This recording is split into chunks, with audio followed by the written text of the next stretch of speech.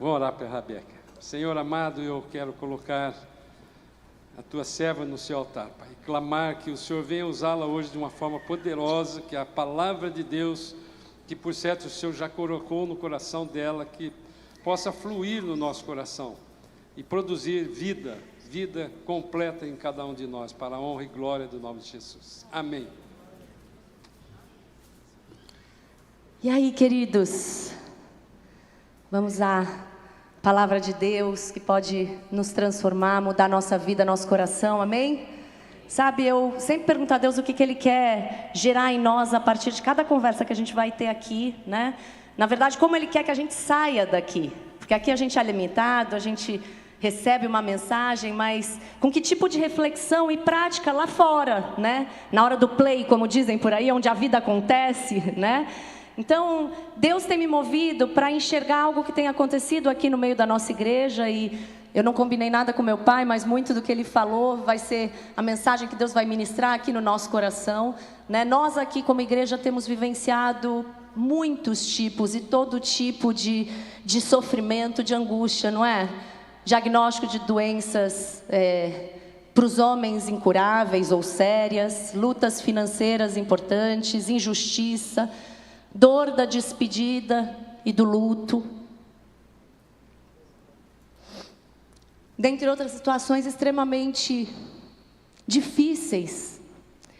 E por isso, na última pregação que eu fiz aqui, Deus me incomodou muito para que a gente fortalecesse o nosso entendimento sobre fé. A gente falou que todas as pessoas, elas se movem na vida a partir das suas crenças, e que a nossa fé em Jesus Cristo é aquilo que nos ajuda a permanecer firmes naquilo que Ele diz, naquilo que Ele fala, e de fato sermos vitoriosos sobre as lutas do mundo. E para hoje, Deus Ele me fez notar algo no dia a dia que tem acontecido aqui no nosso meio, que eu queria dividir com vocês. Ele está fazendo nascer algo a partir desses enfrentamentos que a vida tem nos trazido. Vamos ler 1 Crônicas 4, 9. A Bíblia diz: Jabes, não está passando, né? Se você puder passar então, Paty, estou tentando. Ah, já sei por quê. Estava desligado. Fácil. 1 Crônicas 4:9. Jabes foi o homem mais respeitado, ou em outras versões, mais ilustre da sua família. Sua mãe lhe deu o nome de Jabes, dizendo: com muitas dores o dei à luz. E esse texto, gente, ele está inserido no meio daquelas partes chatas que a gente pula na Bíblia, uma genealogia, falando sobre os descendentes de Judá, quem gerou quem. E de repente, o texto faz uma ruptura no meio dessa dinâmica, a dinâmica da genealogia, e menciona com um pouco mais de detalhe essa mãe e esse homem. E muito se fala sobre a oração de Jabes. Talvez vocês já tenham ouvido alguma pregação sobre isso, que aparece logo depois desse versículo, onde ele pede a bênção de Deus, pede que a mão de Deus estivesse com ele, que o guardasse, o livrasse de dores. Esse homem, ele carregava uma marca, o seu próprio nome no hebraico significa nascido com dor. E, contudo, ele não aceitou isso, ele invocou ao único Deus que poderia livrá-lo, que poderia mudar a sua história, e Deus ouviu o seu pedido, atendeu o seu pedido. Mas hoje eu não quero falar sobre a oração de Jabes, eu quero dar um destaque hoje à mãe de Jabes, ao processo que ela viveu e ao fruto que ela gerou. Hoje eu quero te lembrar que se você está em Cristo, meu querido, está nascendo algo do meio da sua dor. Deus está gerando algo no meio da sua dor. Sabe, quem é mãe aqui? Nos meus 2 partos, eu não sei se eu já comentei com vocês, eu tive 2 partos normais e eu tive tanta dor que eu quase enlouqueci mesmo. Eu fiz coisas que um dia a gente pode conversar sobre isso, mas eu enlouqueci de tanta dor. Mas sabe, eu só posso dizer uma coisa para vocês: eu passaria por uma dor 100 vezes, 1000 vezes maior para poder gerar essas 2 crianças. E a Bíblia fala sobre isso também, lá em João 16, 21. Ele fala: a mulher, quando está para dar à luz, fica triste, porque chegou a sua hora. Mas depois de nascida a criança, já não se lembra da aflição, pela alegria de ter trazido alguém ao mundo. Então é bem assim que acontece na nossa vida. Tem algo sendo gerado em nós no meio da dor, está doendo, está sofrendo agora, a gente está chorando muitas vezes, mas depois a gente vai viver como nesse versículo, de se alegrar, de se esquecer dessa dor e se lembrar apenas do que Deus está gerando em nós. E assim como Jabes, ele foi um homem ilustre, embora nascido com dor. Eu não sei se você já reparou quantos homens, como os homens mais notáveis, alguns dos homens mais brilhantes que a Bíblia registra, também nasceram após processos dolorosos que seus pais viveram, um tempo de esterilidade, de sofrimento. A Bíblia fala muito sobre isso, né? Isaac, Jacó, Samuel, João Batista, alguns deles aqui, vamos lembrar? Deus escolhe uma mulher estéril, já de idade avançada, e aí ele deixa ela ficar mais velha, para se tornar impossível. E aí imagina o sofrimento de Sara. Eles costumavam casar cedo, durante todo aquele processo de dor, de esterilidade, de vergonha. Era comum eles se casarem cedo, então eles estão lá, namoram, mas não engravidam. Um dia ela decide não esperar mais, fala para o marido dela: Abrão, dorme com a minha serva Agar, e Agar engravida imediatamente. E sabe, Abrão, depois da morte de Sara, fala que ele se casa com Quetura e ele tem mais 6 filhos, contando só os homens: Zinrã, Joxã, Medã, Madiã, Isbaque e Sua. Mas Deus é fiel com Sara e dá a ela a promessa, e nasce Isaac. Isaac nasce, cresce, um garoto especial mesmo, ainda solteiro aos 40 anos, e Deus faz um processo ali com o servo do pai dele, vai buscar na parentela dele uma mulher, mostra de forma sobrenatural e milagrosa que Rebeca seria sua esposa. E Rebeca também era uma mulher especial, guerreira, trabalhadora. Vocês lembram que ela estava lá no poço, e o sinal foi que ela ofereceu água para o servo de Abraão, não só para ele, mas para todos os seus 10 camelos. Gente, eu não sei se vocês sabem, mas um camelo pode beber até 40 litros de água, mesmo que eles tenham bebido um pouquinho, né? Ainda era muita água, e aquela mulher tirando água do poço com balde, sem preguiça, trabalhando muito. Um casal maravilhoso, Rebeca e Isaac, mas eles se casam, namoram e nada, não engravidam. Isaac teve que orar insistentemente, diz a Bíblia, e de novo a história se repete: sofrimento, dor. Depois de um tempo, nasce Jacó. Deus cumpre de novo as suas promessas. Jacó, de quem tanto se ouve na palavra de Deus, no povo de Deus. Jacó cresce e se apaixona, né? Se apaixona por Raquel, trabalha 7 anos para conseguir casar com ela, mas é enganado, recebe a esposa mais velha, Lia, acaba ficando com as duas, trabalha 14 anos para ficar com o amor da vida dele, aí casa, consegue o que queria, namora o tempo todo, mas nada. Raquel não tem filhos, Raquel não engravida. Lia, a outra mulher, ela era desprezada. De vez em quando Jacó ia lá cumprir a sua obrigação, e ela engravidava 1, 2, 3, 4 vezes. E Raquel, nada. Raquel coloca a sua serva Bila para dormir com seu marido, engravida. Depois Zilpa, engravida. Jacó tem 10 filhos e nenhum ainda com Raquel. Raquel desesperada: por que Deus não me dá logo? Eu não sei se você já teve essa sensação de que tudo está acontecendo com todo mundo em volta de você e com você não? Já viveu isso? Tempo longo de sofrimento que Raquel teve. Mas quando Deus envia, queridos, quem que vem? José. Coisa linda a vida de José.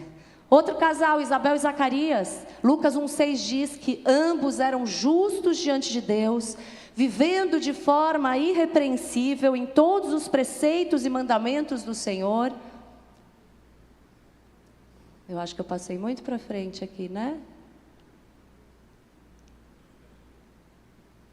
Pode desligar, gente. Eu vou falar os versículos, vocês me acompanham. Procurem na Bíblia, né? Mais fácil assim.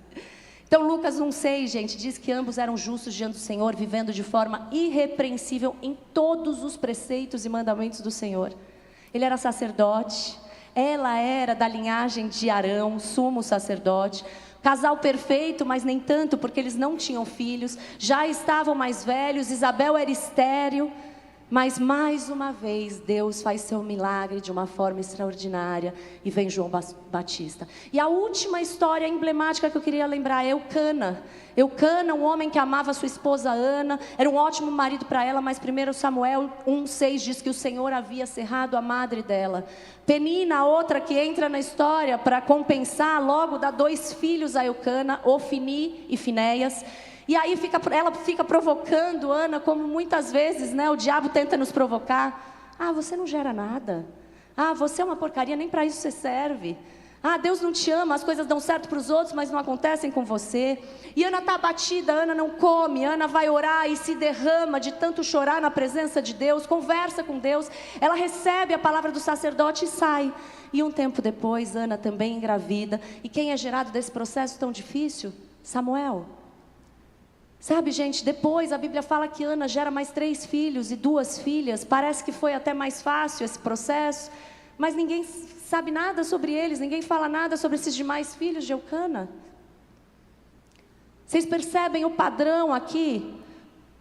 Que nomes desses irmãos que eu citei, eu fiz questão de citar aqui, que eu comentar aqui dessas pessoas, você conhecia de cabeça ou sabe o que foi feito deles? Os processos mais difíceis e mais demorados, como nós vimos aqui, também foram os mais milagrosos e especiais. Geraram os homens que mais se destacaram aqui.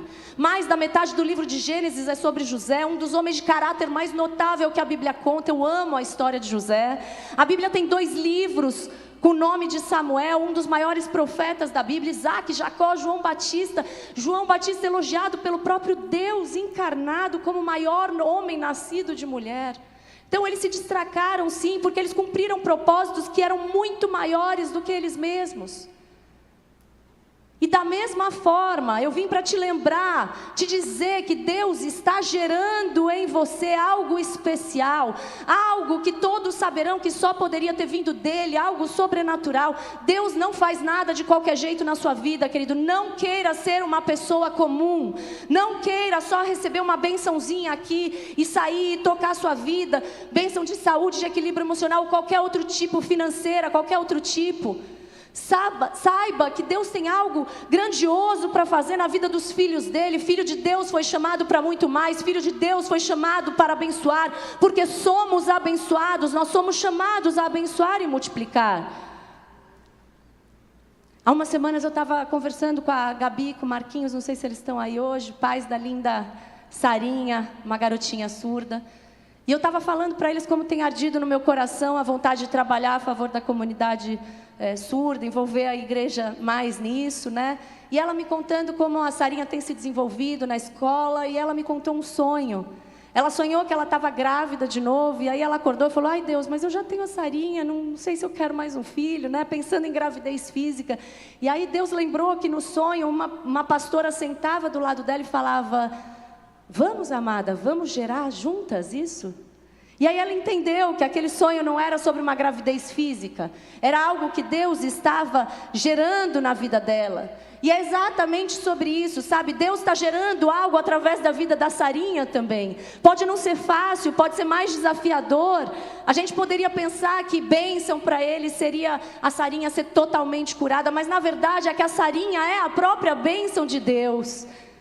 E por causa da condição dela, esse casal está envolvido na causa da comunidade surda do Brasil. Eu não sei se vocês sabem, tem mais de 10 milhões de surdos no Brasil. E essas pessoas, a gente começa a pensar como é que a gente pode ajudá-los, pode conhecer mais, levá-los a conhecer mais do amor de Deus. É isso que meu pai estava falando. O câncer na nossa vida tem nos feito prestar atenção em outras situações. A gente começa a ver o que eu posso fazer com a minha dor, para onde eu posso direcionar, quem está vivendo o mesmo processo que eu e que eu posso ajudar. Então não caia no engano de achar que Deus deveria resolver todos os seus problemas e imediatamente. Sabe, a nossa sociedade ela tem sido condicionada a isso, a pensar que nós não somos obrigados a conviver com nenhum tipo de problema, que cada um dos nossos problemas tem que ser resolvido imediatamente, não é? Você está com dor de cabeça, toma Tilenol, toma Neosaldina. Seu chefe fez algo que você não gostou, pede demissão, procura imediatamente outro emprego. Você não tem dinheiro para comprar um carro, uma TV, um apartamento, uma coisinha aqui, você pega um consórcio, um crediário, um crédito no banco, paga depois. Não adia nada na sua vida. Sabe, você não gosta do estilo de pregação do seu pastor, ou a outra igreja tem luz de LED, aqui não, então sai logo, os cantores são desafinados, você troca de igreja. A gente está o tempo todo, assim, descartando as coisas e achando que a gente não precisa viver nenhum processo, nada, nenhum desgosto. Até em casa isso. Às vezes a gente, pensa, meu marido é insensível, é viciado em esporte, não é mais romântico como ele era, então eu vou dar um espacinho lá no trabalho, porque eu mereço ser agradada, Sabe, gente, a gente não pode reduzir o Criador do universo, o nosso Senhor, o Deus da nossa vida, ao gênio da nossa lâmpada, onde a gente esfrega com um pouquinho de oração, um pouquinho de jejum, eu pago o meu dízimo e aí Ele tem que resolver meus problemas imediatamente. Cuidado, queridos, porque tem cristãos que se dizem cristãos, muitas pessoas, reduzindo o cristianismo a isso, a ter seus problemas resolvidos.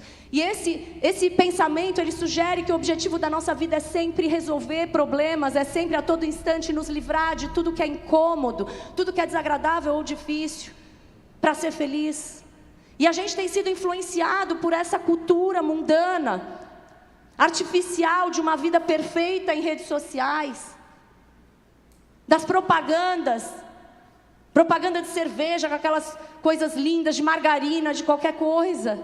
Sabe, o risco desse pensamento é que eu fico impaciente. Eu fico impaciente com Deus, eu fico impaciente com as pessoas, eu fico impaciente comigo mesmo, eu quero uma solução imediata, fácil.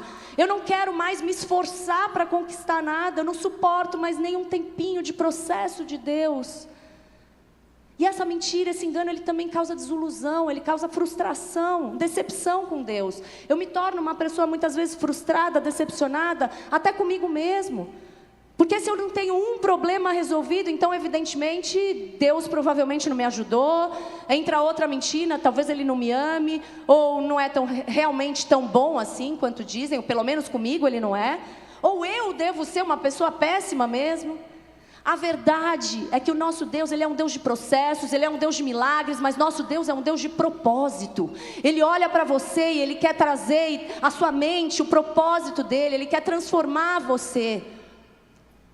Viver uma vida verdadeiramente cristã nos princípios de Cristo, nos ajuda sim, nos padrões de Deus, a evitar um monte de problema que a gente não precisa passar. Mas isso não significa, viver uma boa vida cristã não significa, querido, que não vai ter esforço na sua vida. Não significa que não vai ter dor, que não vai ter luto. A vida neste mundo caído, ela é assim. A gente passa por esses ciclos, o nosso corpo terreno, a nossa mente, a nossa alma, ainda tem que lidar com a realidade das tentações nossas e do outro que está em volta da gente. Contudo, a boa notícia é que Deus não está lá longe, só observando para ver quem vai se dar bem, quem vai se dar mal. O Deus da Bíblia, o Deus do cristianismo, o Deus em quem nós cremos, Ele é socorro bem presente na angústia, de Salmo 46:1. Você crê nisso? Isaías 43:1, ele diz: mas agora sim diz o Senhor que o criou, ó Jacó, e que o formou, ó Israel, não tenha medo, porque eu o remi, eu o chamei pelo seu nome, você é meu. Quando você passar pelas águas, eu estarei com você. Quando passar pelos rios, eles não o submergirão. Quando passar pelo fogo, você não se queimará, as chamas não o atingirão. 2 Coríntios 12:9, Jesus lembra a Paulo e ele lembra para você hoje: a minha graça é suficiente para você. Meu querido, saia daqui com essa verdade enraizada no teu coração: a graça de Cristo é suficiente para a tua vida, porque na sua fraqueza o poder de Deus se aperfeiçoa. 2 Coríntios 4:17 diz: porque a nossa leve e momentânea tribulação produz para nós um eterno peso de glória acima de toda comparação. Sim, querido, as dores que você está enfrentando na vida talvez pareçam terríveis, insuportáveis, mas tem uma palavra que eu quero deixar com você: permaneça. Permaneça em Cristo, se submeta aos processos de Deus, não se desvie, não se isole neste momento. Deus é quem vai te dar forças para suportar esse processo. A graça de Deus é que vai gerar algo em você, vai te dar força para caminhar, vai ser seu alicerce. E aí você pode dizer assim: entendi, Rebeca, suportar, não abortar os processos, mas o que Deus pode estar gerando em mim, né? E aí eu quero te lembrar que mesmo que eu não saiba, não conheça os planos de Deus específicos para a sua vida, às vezes não conheço nem para a minha, mas tem duas coisas que eu tenho certeza que estão sendo geradas em você no meio da tua dor. A primeira delas é o que Paulo fala lá em Gálatas 4,19. Ele diz assim: meus filhos, novamente estou sofrendo dores de parto por sua causa, até que Cristo seja formado em vocês. Você pode imaginar Cristo formado em você? Sim, nas mãos de Deus, meu querido, o seu sofrimento deste mundo caído, toda e qualquer dor pode fazer parte de um processo de aperfeiçoamento do cristão. Cristo está sendo formado em você. E em segundo lugar, é o que diz lá em Provérbios 17:17. O amigo ama em todo tempo, e na angústia nasce o irmão. Em outras versões, na necessidade, na aflição, nasce o irmão. Eu não sei se você tem reparado o que está acontecendo no nosso meio. Quantos irmãos nasceram na sua vida durante os seus períodos de angústia? E como você muitas vezes adota uma postura diferente como irmão, como irmã na vida de alguém, quando alguém está passando por um momento de luta, de angústia. E eu quero dar um destaque hoje nisso daqui, porque eu tenho visto isso acontecer aqui de uma forma muito real. Igreja Manaim, repare como tem amadurecido as nossas trocas pessoais. Repare como se tornaram mais íntimas as nossas conversas, os nossos grupos pequenos, nas células. Como nós temos sentado mais à mesa, um visitando o outro, ou como a gente tem cuidado uns dos outros, ajudando às vezes famílias que estão passando por algum momento de necessidade, seja dando R$10, R$5, milhares de reais, ou outro recurso, ou uma oração, não importa, o valor financeiro não importa, importa como, no meio das nossas angústias, nós temos aprendido a se tratar como irmão, como irmã, a nos relacionar como irmão, como irmã, que um ajuda o outro, um fortalece o outro. Atos 4,32 diz: da multidão dos que creram, era a mente, um o coração, e ninguém considerava unicamente sua coisa alguma que possuísse, mas compartilhavam tudo o que tinha. Repare como pessoas têm sido usadas nas madrugadas, muitas vezes abrindo mão do seu sono para orar em favor de alguém, e mandar uma mensagem para que o outro saiba que não está sozinho no meio da dor. Pessoas aqui têm feito isso, têm orado por você nas madrugadas, nos montes. Repare como a gente tem se edificado mais através da exortação, do discipulado, buscando ajudar a fechar as brechas uns dos outros. 1 Tessalonicenses 5,11, Paulo diz: por isso exortem-se, edifiquem-se uns aos outros, como de fato vocês estão fazendo. Ele diz: encorajem-se, lá em Hebreus 3,13, encorajem-se uns aos outros todos os dias, durante o tempo que se chama hoje, de modo que nenhum de vocês seja endurecido pelo engano do pecado. Isso está acontecendo. Fortalecimento, ajuda prática, cuidado, exortação, edificação, encorajamento, amor. Repara como a nossa comunidade, a nossa igreja tem se tornado mais família enquanto a gente está sofrendo esse tipo de aflição. Vocês percebem isso? Sabe, talvez você ainda não esteja fazendo parte disso, querido, mas hoje é o dia que Deus quer mudar essa história. Talvez tudo isso que eu falei, você fala: acho que eu estou frequentando outra igreja. Talvez Deus tenha te chamado aqui hoje porque Ele quer mudar essa história na tua vida. Deus te chama para você abrir a sua vida, abrir teu coração, para que nasça um irmão, uma irmã no meio da tua dor, no meio do teu momento de angústia. E Deus também está te chamando para você sair daqui hoje como um novo irmão na vida de alguém que está vivendo alguma angústia agora mesmo.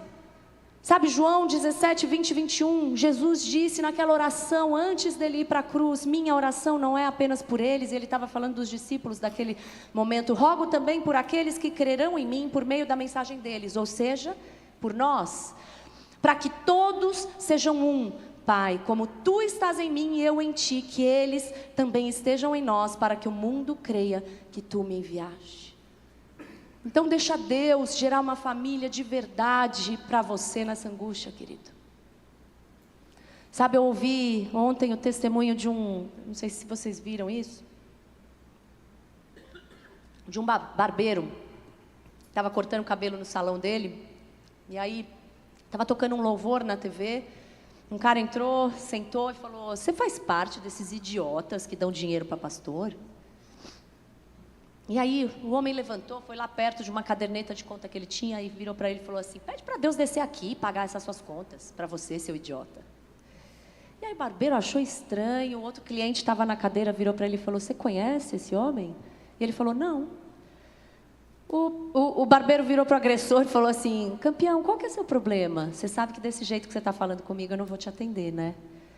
E aí o homem falou: você não vai me atender porque você é um trouxa, um idiota, fica dando dinheiro para esses mercenários, ladrões. E aí o barbeiro falou assim: querido, você não tem fé? Eu respeito. Você pode me respeitar também? E aí aquele cara falou: te respeitar o caramba, eu vou sair daqui, eu vou... sorte sua que eu não estou com a minha peixeira, senão eu ia furar teu bucho. Falou alguma coisa assim, levantou e foi saindo, falou um monte de palavrão. E aí aquele homem cristão, barbeiro, saiu ali na janela, olhou para ele e fez: falou assim: um dia, eu estou aqui te esperando para te saudar com a santa paz de Deus. E o homem xingou lá e foi embora.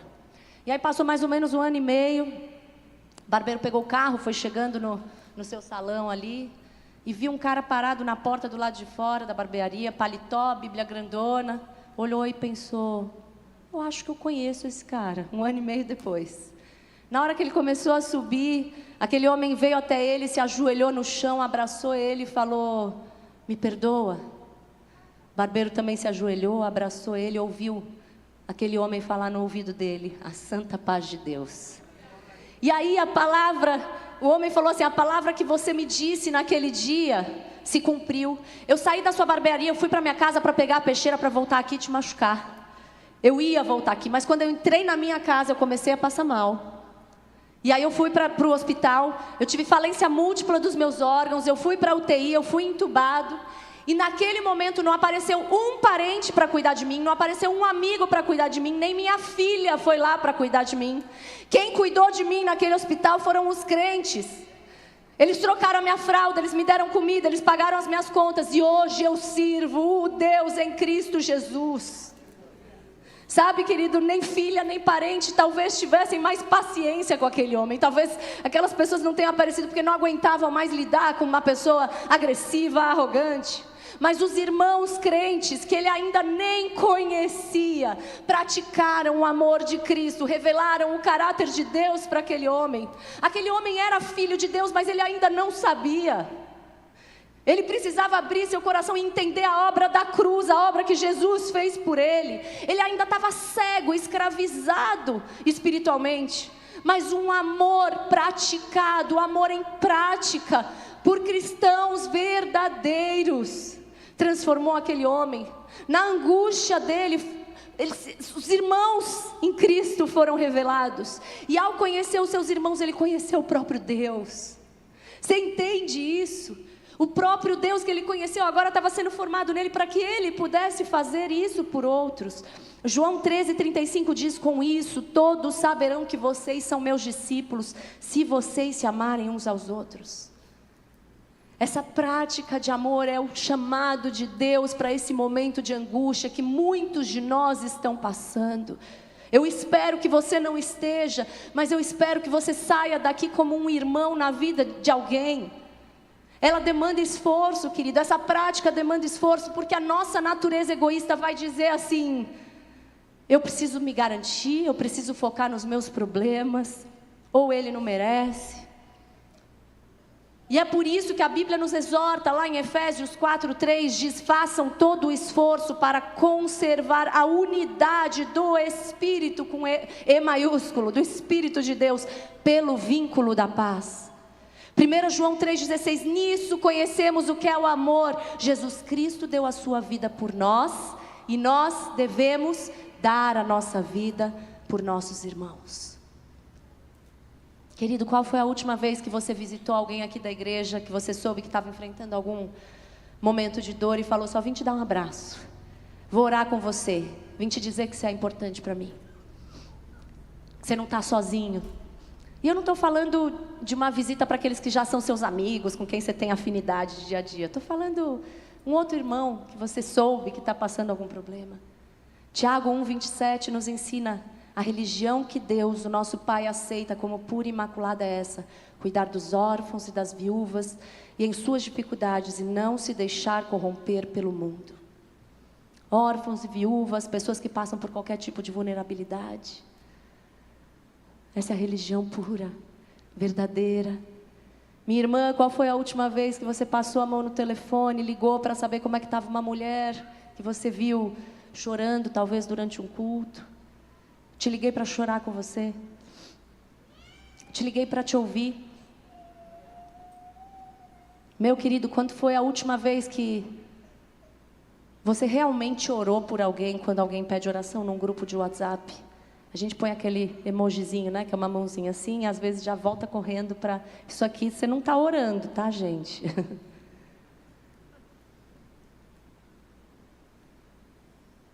Algumas coisas eu tenho aprendido aqui nesse processo de câncer da minha mãe. Observando como eu me sinto, como as pessoas têm agido com a gente, com tanto amor, e participado desse processo difícil conosco.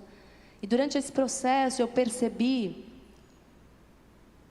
que algumas das pessoas ao meu redor já passaram por situações semelhantes a essa há alguns anos. E algumas delas eu nem me dei conta direito. Onde eu estava, Rebeca, quando aquela mulher que eu valorizo tanto, que faz parte da minha vida, teve câncer, fez uma cirurgia, foi curada depois de tanta dor. Onde eu estava, que eu não participei de perto com a filha dela, que é uma das minhas melhores amigas. Me perdoa. E obrigada por estar passando por tudo com a gente. Sabe, talvez eu fosse mais matura. Talvez eu tivesse medo. Vocês já sentiram medo de falar com alguém que está sofrendo porque você não sabe o que falar? Eu já senti muitas vezes isso. Eu vou ligar e vou falar o quê? Alguém está de luto. Você vai ligar, eu tenho até medo de falar com essa pessoa. Mas uma coisa eu tenho aprendido, querido: só fica por perto. Você não precisa falar, só fica por perto, só abraça. Pergunta para Deus: Deus, tem alguma coisa que eu posso fazer por essa pessoa? Pergunta para a própria pessoa ou para a família: tem alguma coisa que eu posso fazer por vocês? Como que eu posso ser uma verdadeira irmã, um verdadeiro irmão que nasce na sua angústia? Sabe, talvez eu tenha errado com tantas pessoas aqui, talvez eu tenha conseguido acertar com algumas, e o mesmo pode ter acontecido com você. Talvez aqui, enquanto eu estou falando, você está falando: olha, realmente, eu também já pisei na bola nisso. Sabe, talvez você tenha acertado, errado algumas também, mas o meu desejo hoje, que Deus colocou no meu coração, é que a gente saia daqui de forma diferente hoje, como família, de forma diferente. E eu não quero trazer para você mais peso, mais atividade em uma agenda lotada. Não é sobre isso, querido. Sabe por quê? Nós somos aqui mais de 700 membros, provavelmente. E eu não sou capaz de cuidar de forma profunda dos 700. Você também não é. Você não é capaz de participar de forma ativa e profunda de todas as dores de todo mundo. Mas tudo bem, porque se pelo menos todos tiverem a sua rede de apoio, mesmo que seja de poucos irmãos ou irmãs, todos estaremos amparados, você entende? Em unidade. Então, querido, escolhe 2, 3, 4 famílias, começa com uma família, dá um primeiro passo, invista o seu tempo, o seu recurso, sua família. E veja Deus nos conceder um espírito de unidade ainda maior do que o que está acontecendo hoje aqui. Onde você e eu, nessa unidade, vamos encontrar perseverança, ânimo para suportar todas as nossas dores. Romanos 15:5 diz isso: Deus que concede perseverança e ânimo, deles um espírito de unidade segundo Cristo Jesus. Eu ouvi um testemunho de um pastor, já faz algum tempo, eu não lembro, mas eu sei que, acho que ele era americano, de uma daquelas igrejas americanas enormes. E um dia um casal chegou para esse pastor, que era o pastor principal da igreja, e falou: pastor, você pode orar pelo meu bebê? Ele está muito doente, em poucos dias ele vai morrer. E o pastor, sensibilizado, pegou aquele bebê no colo. Quando olhou para ele, viu o rostinho, uma criança totalmente deformada. E soube ali naquele momento que desde a gravidez, aquele casal já sabia que a criança nasceria com algum problema, não teria muito tempo de vida. O pastor orou, mas ele estava muito triste, porque ele não participou daquilo. E ele foi conversar com o casal, e o casal falou: não se preocupe, pastor, porque o meu grupo, a célula da qual eles participavam, eles me acolheram, eles passaram tarde, manhã, noite comigo, eles oraram comigo, eles me acompanharam em todo o processo, eu fui amparado. É sobre isso, querido, é nessa comunhão que Deus está. Eu não estou falando para você assumir a luta de todo mundo, eu estou falando para você ser um irmão, uma irmã, e aceitar irmãos e irmãs que caminhem junto com você nesses processos. A Bíblia diz em Salmo 133:1 e no versículo 3b, como é bom e agradável quando os irmãos convivem em união. Ali o Senhor concede a bênção da vida para sempre. Amém? É nesse lugar de unidade, de comunhão, de amor, que Deus concede a bênção e a vida para sempre. A gente tem visto tantos cristãos desigrejados, ou até igrejados, se é que existe essa palavra, que estão sentados aqui, mas que vêm ouvir uma palavra e saem. Eu quero te encorajar a se envolver, filho. Se envolver aqui. Se você está me ouvindo, é da sua igreja, se envolva na sua igreja, mas se envolva com a família da fé. Se envolva com a família da fé. Construa relacionamentos, poucos que sejam, mas com quem você vai acompanhar, quem vai te acompanhar também. E eu quero deixar algumas poucas dicas práticas de sabedoria bíblica, para que esse processo de relacionamento e unidade ele seja construído sobre bases sólidas, tá bom? Em primeiro lugar, queridos, sejam prudentes. O que eu quero dizer com isso? Homem casado não procura outra mulher para ser confidente, tá bom? Ah, mas você falou de relacionamento. Homem casado não procura outra mulher para ser confidente, e vice-versa.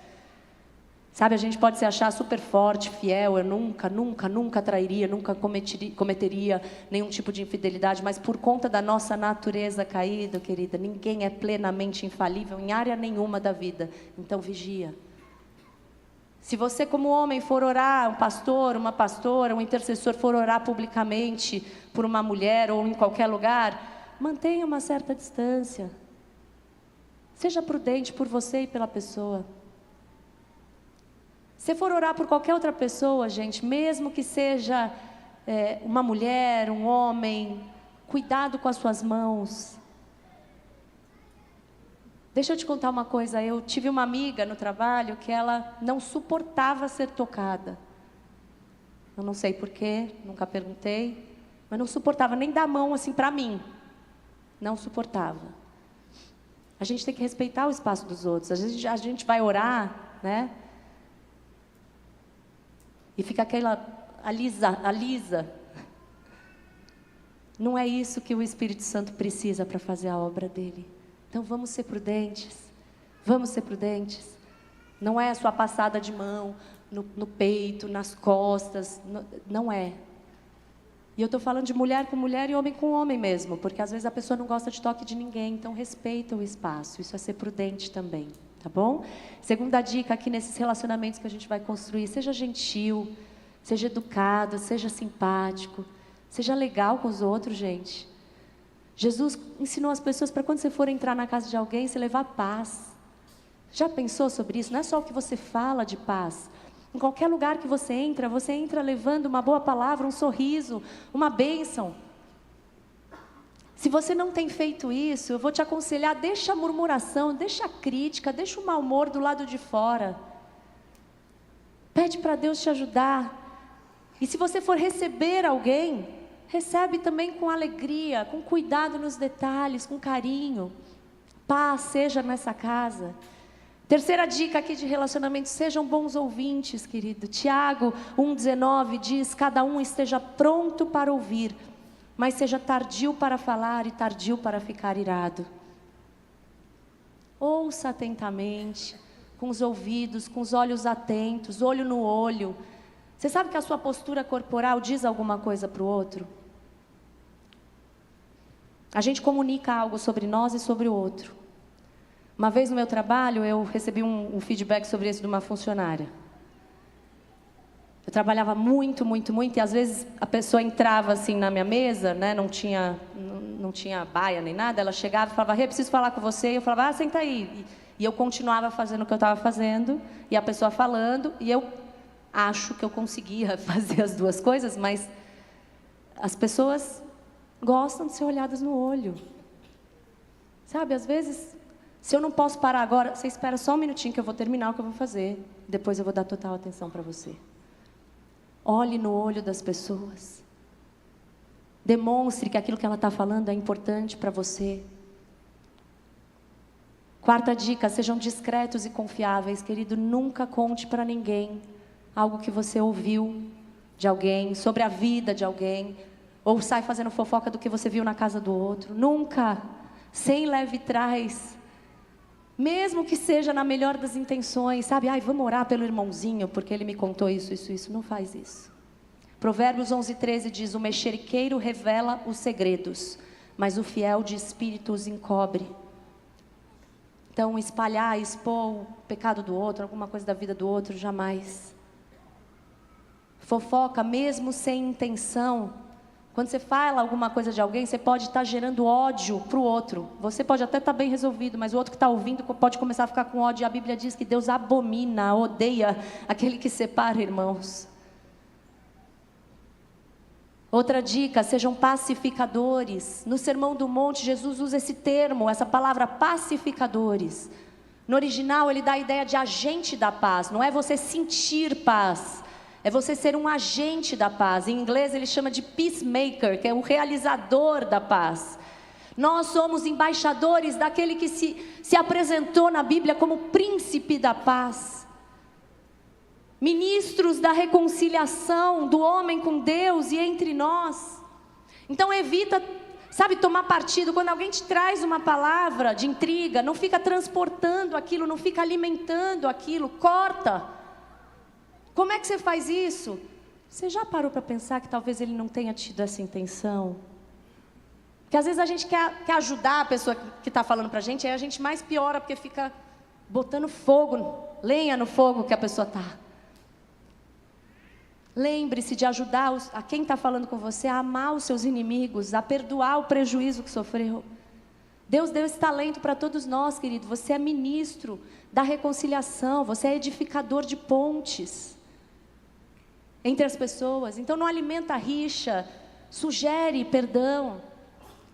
Desvie-se de conflitos. Provérbios 23 diz: é uma honra para alguém ficar longe de conflitos, mas os insensatos envolvem-se neles. Só que cuidado, existem questões que têm que ser resolvidas sim. Você vai fugir de conflitos inúteis, mas Provérbios 17:14 diz que a gente deve resolver a questão antes que surja uma contenda, porque começar uma discussão é como abrir um buraco, uma brecha em uma represa. Aquilo pode se tornar uma proporção gigantesca, uma catástrofe. Então, você vai evitar conflitos, desviar-se de conflitos, mas alguns você vai ter que resolver. Jesus, quando necessário, até trouxe alguns conflitos para resolver alguma situação. Só que tudo isso tem que ser feito na forma certa de falar. Você pode falar de forma firme, mas respeitosa, com mansidão, com serenidade, com amor, para edificação, no lugar certo, não na frente de todo mundo. Sabe, quem exorta é a palavra de Deus, não é o seu tom de voz. E quando eu falo isso para vocês, eu estou falando para mim também. E eu como mãe, por exemplo, não é o meu tom de voz que vai mudar o coração dos meus filhos. É a palavra de Deus que vai mudar o coração dos meus filhos. Às vezes, quando a gente fala muito duro, o cérebro da outra pessoa que está ouvindo até bloqueia. Ela nem está mais prestando atenção, porque a gente cria um mecanismo de defesa. O outro está gritando comigo, eu vou me defender aqui. Então, cuidado na forma. Seja manso e bíblico na hora de exaltar alguém. Não é o que você acha que é certo ou que é errado, é o que a Bíblia diz que edifica alguém. Amém? Provérbios 10, 19, quem fala demais acaba caindo em transgressão, mas quem controla a língua é sábio. A fala dos justos é prata escolhida. Não entre em todos, querido. Não entre em todas. Já viu gente que cai em todas as cascas de banana? Todas. Escolhe as batalhas. Se não precisa, escolhe as suas palavras. Seja biblicamente intencional naquilo que você vai falar. E sempre, sempre regue seus relacionamentos com oração. Se for um relacionamento que é necessário você ter, mas que é difícil, lembra aquilo que está em Efésios 6,12, a nossa luta não é contra sangue e carne, ou seja, pessoas, mas contra principados e potestades, contra dominadores deste mundo tenebroso, contra as forças espirituais do mal nas regiões celestiais. Outro dia eu estava conversando com uma pessoa que estava com dificuldade, uma pessoa, e eu falei assim, quando você olhar para ela, pensa que ela não é aquilo. Ela está amarrada lá dentro, amordaçada, com as mãos amarradas. A verdadeira pessoa está lá dentro. O que você está vendo é o principado e potestade agindo, é o que está escravizando ela. Então tenha compaixão da pessoa que está amarrada dentro desse outro ser humano. E vamos em oração tentar batalhar e libertar isso. Nossa luta é contra principados e potestades. E a dica final para a gente ter relacionamentos saudáveis: deixa de fora a carência, querido, melindre, ressentimento. Se você não conseguir abertura com alguém, nessa tentativa de buscar um irmão, uma irmã, retorno de alguém com quem você está querendo estreitar relacionamento, não fica ressentido. Sabe por quê? Aquela pessoa pode estar enfrentando alguma dor que você também não conhece. Ou talvez Deus pode ter dado alguma outra estratégia para ela, direção sobre como ela deve usar o tempo dela. Tem dias na minha vida que Deus deixa muito claro, agora teu tempo com a tua família, com teu marido, com os teus filhos, ou com os meus pais, ou com minha sogra, ou com quem quer que seja.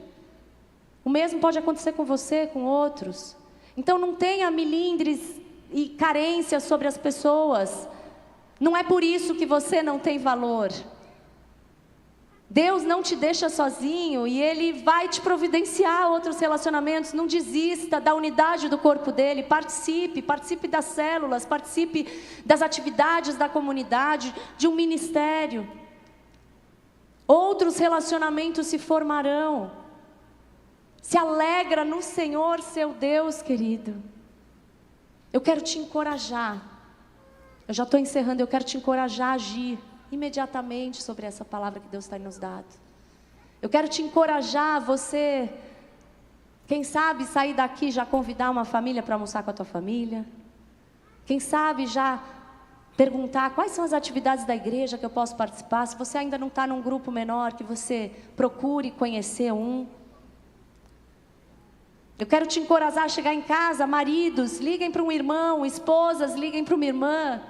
Conversem, se interessem por ouvir, por ajudar as pessoas, por falar, a gente vai passar por isso juntos, por orar por essa pessoa. Vamos ser igreja e não instituição, amém? Vamos ser corpo e não prédio, amém? Família e não indivíduos, amém, queridos? Eu quero orar por você, eu quero te convidar a fechar teus olhos.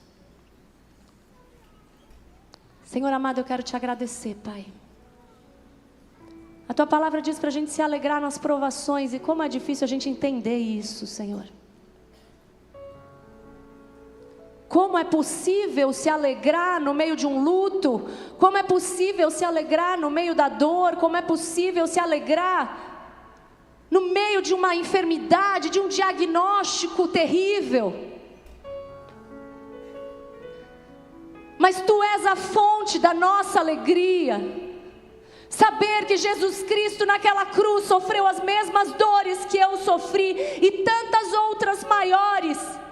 E por isso Ele entende a minha dor, entende a minha fraqueza, e Ele se coloca como meu consolo. E isso me dá força, isso me dá alegria. Saber que eu sou chamado de filho de Deus, isso me dá alegria. Saber que eu faço parte da família de Cristo, isso me dá alegria. Alegra o coração dos teus filhos, Senhor, eu te peço, com a tua paz, a paz que excede a tudo que nós podemos entender, pois o Senhor está no controle de toda a nossa vida, e as áreas da nossa vida que nós trouxemos o controle para nós te pedimos perdão agora e colocamos diante de Ti, Senhor.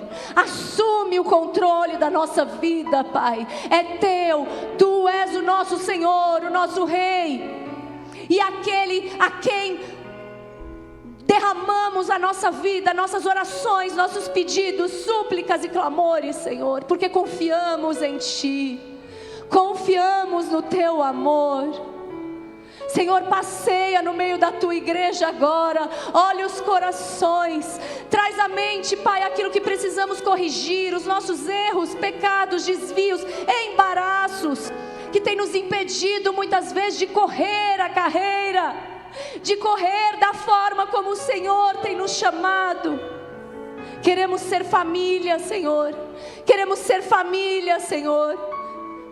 Pai, há pessoas se sentindo sozinhas aqui, eu te peço, muda essa história hoje, Pai, muda essa história hoje, Senhor, porque na angústia nasce um irmão, que nós possamos nos abrir para sermos irmãos e irmãs de cada um que está vivendo na angústia, Pai. Eu te agradeço pelo que o Senhor já tem feito. Eu te agradeço pelo que o Senhor já tem feito. Já estamos num outro patamar, Senhor, mas queremos mais porque o Senhor disse que a unidade nossa contigo e entre nós é o que vai mostrar para o mundo que o Senhor enviou Cristo Jesus por nós, que Tu és o Filho de Deus.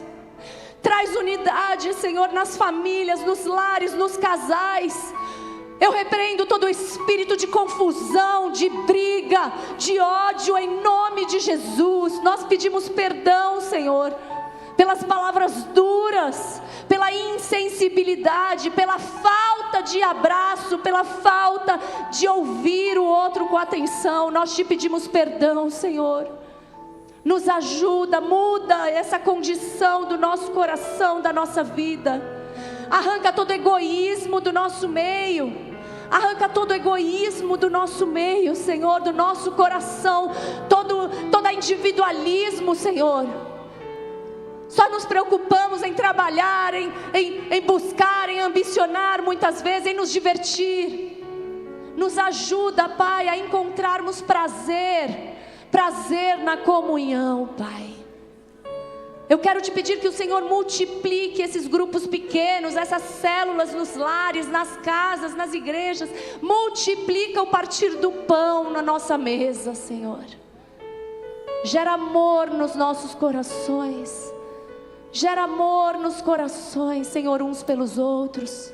Nos ensina a exortar, edificar, falar em amor. Perdoa-nos, Pai. Todas as vezes que não vivemos em unidade, como o Senhor nos ensinou, perdoa-nos, Papai. Nós te amamos, te agradecemos, porque o Teu amor é paciente, o Teu amor é bondoso, compassivo, nos ensina. Eu te agradeço porque o Senhor não desistiu de mim. Eu te agradeço porque o Senhor é aquele que nos leva a enxergar as coisas através da Tua verdade, da forma como as coisas realmente são, Pai. Se há alguém aqui, Senhor, que ainda não se sente filho de Deus, se há alguém aqui que ainda não entregou sua vida para Jesus e não entendeu até hoje que confiar no sacrifício que Cristo Jesus fez por nós é o que nos dá um novo nome. O nome da família de Deus é o que nos torna filhos. Se há alguém aqui hoje precisando viver esse passo, eu oro, Pai, para que o Senhor alcance os corações.